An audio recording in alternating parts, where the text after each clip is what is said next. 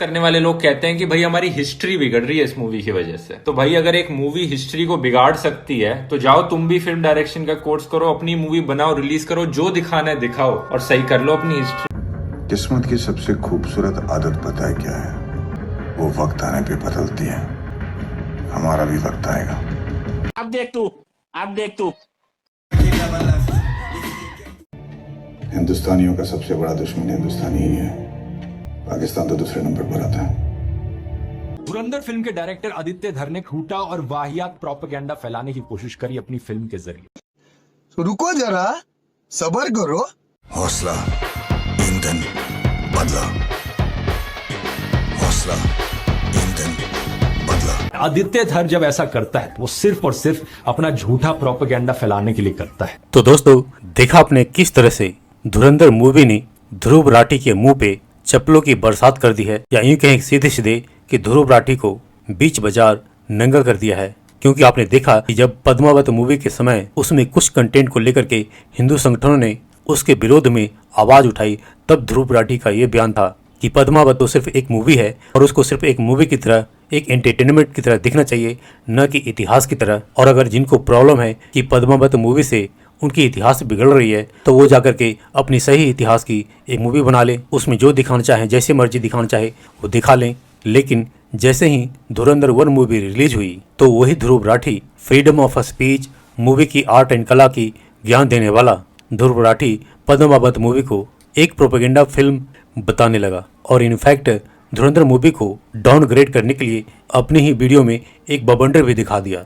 लेकिन कहते हैं ना कि जनता समझदार है और खुद ध्रुव राठी के सब्सक्राइबर ने ही धुरंधर मूवी पर ध्रुव राठी के प्रोपेगेंडा वाले बयान पर ध्रुव राठी के वीडियो में ही जाकर के उसको भरपूर सुनाया। और उसकी वजह यह ही थी कि ध्रुव राठी ने कुछ समय पहले ही जो ज्ञान दिया था कि मूवी को एक मूवी तौर पर देखना चाहिए, लेकिन ध्रुव राठी का वही अपना ज्ञान धुरंधर मूवी पर बात करते हुए भूल गया और वहीं पर उसके सब्सक्राइबर ने ही उसकी जमकर धुलाई की। और फिर अब धुरंधर पार्ट 2 मूवी भी आ गया, जिस पर फिर से ध्रुव राठी ने अपना वही प्रोपेगेंडा वाली राग और साथ ही यह कि ये बीजेपी की प्रोपेगेंडा फिल्म है, ऐसी बातें बोलकर एक ट्वीट भी कर दी।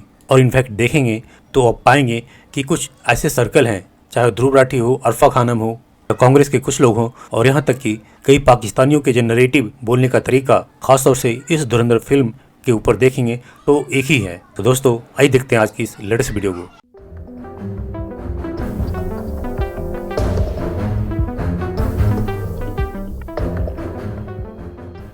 धुरंधर 2 जैसे ही पता चला कि रिलीज हो गई है, उसके साथ ही मैंने आपके लिए शो कर दिया। लेकिन अब आज मैं आपके लिए धुरंधर 2 पे शो इसलिए कर रही हूँ कि कुछ न्यू डेवलपमेंट्स हमारे पास हैं।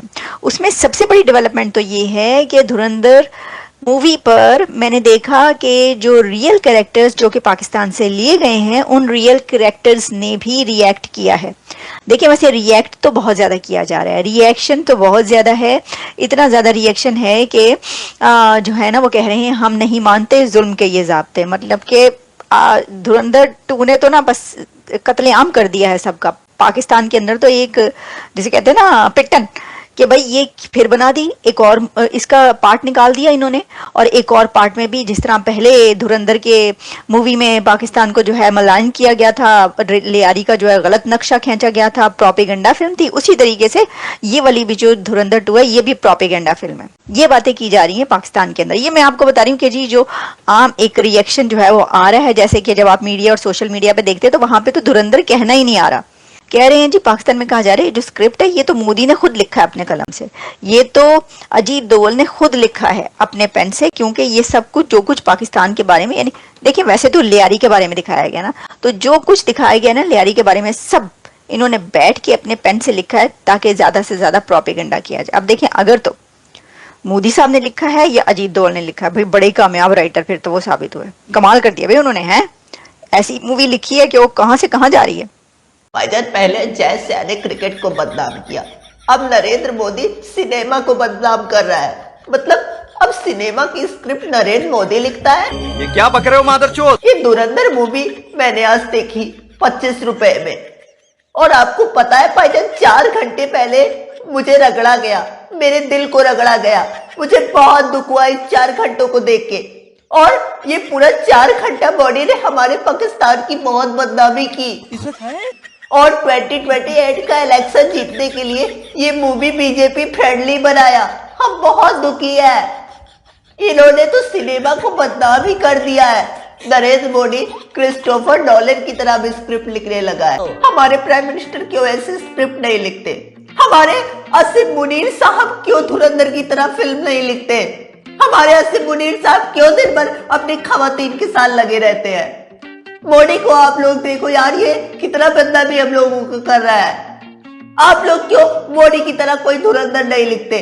आप लोग सिर्फ दिन भर क्या करते हैं?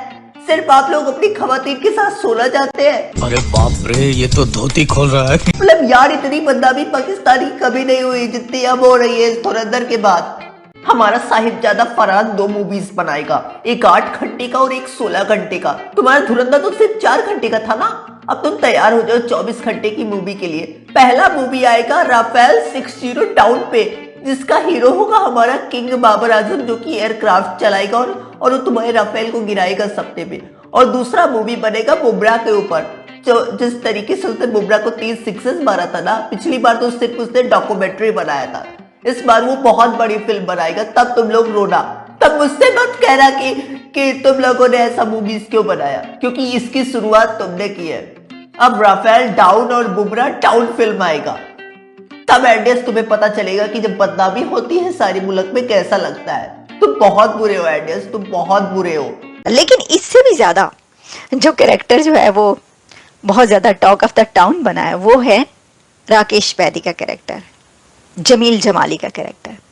और जमील जमाली का कैरेक्टर का जो रियल एक्टर है, यानी जो दिखाए गए हैं उस मूवी में कि कौन से कैरेक्टर पे ये कैरेक्टर बनाया गया, वो है नबील कबूल।